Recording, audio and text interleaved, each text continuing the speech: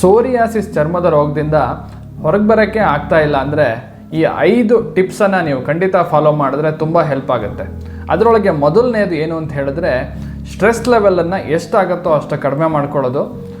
ಎರಡನೇದು ಏನು ಅಂತ ಹೇಳಿದರೆ ಸರಿಯಾದ ಆಹಾರ ಪದ್ಧತಿಯನ್ನು ಫಾಲೋ ಮಾಡೋದು. ಜಂಕ್ ಫುಡ್ಡನ್ನು ಬಿಟ್ಟು ಸರಿಯಾದ ಭಾರತೀಯ ಆಹಾರ ಪದ್ಧತಿ ಅಂದರೆ ರಾಗಿ ಜೋಳನ ಜಾಸ್ತಿ ಯೂಸ್ ಮಾಡೋದಿರ್ಬೋದು, ಹಣ್ಣುಗಳಲ್ಲಿ ಸೇಬು ಹಣ್ಣು ಮತ್ತು ಪಪ್ಪಾಯನ್ನು ಜಾಸ್ತಿ ಯೂಸ್ ಮಾಡೋದಿರ್ಬೋದು, ಮಜ್ಜಿಗೆ ಜಾಸ್ತಿ ಕುಡಿಯೋದಿರ್ಬೋದು, ಎಲ್ಲದನ್ನು ಆಹಾರ ಪದ್ಧತಿಯಲ್ಲಿ ತಂದ್ಕೊಳ್ಬೇಕು.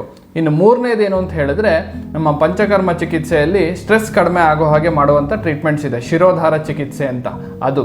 ಮತ್ತು ನಾಲ್ಕನೇದು ದೇಹ ಶೋಧನ ಚಿಕಿತ್ಸೆ, ವಿರೇಚನ ಚಿಕಿತ್ಸೆ ಅಥವಾ ವಮನ ಚಿಕಿತ್ಸೆ, ದೇಹಕ್ಕೆ ಹೊಂದಿಕೆ ಆಗುವ ಹಾಗೆ ಪಂಚಕರ್ಮ ಶೋಧನ ಚಿಕಿತ್ಸೆಯನ್ನು ಮಾಡುವಂತಹದ್ದು ಬಹಳ ಉತ್ತಮ. ಇನ್ನು ಐದನೇ ಪಾಯಿಂಟ್ ಏನು ಅಂತ ಹೇಳಿದ್ರೆ ಯೋಗ ಮತ್ತು ಪ್ರಾಣಾಯಾಮವನ್ನು ಅಥವಾ ಎಕ್ಸಸೈಸನ್ನು ನಿತ್ಯವೂ ತಪ್ಪದೆ ಮಾಡೋದ್ರಿಂದ ಸೋರಿಯಾಸಿಸ್ಗೆ ಬಹಳ ಸಹಕಾರಿಯಾಗುತ್ತೆ. ಇದರಿಂದ ಸೋರಿಯಾಸಿಸ್ನಿಂದ ಬೇಗ ಪರಿಹಾರವನ್ನು ಕಂಡುಕೊಳ್ಬೋದು. ಧನ್ಯವಾದಗಳು.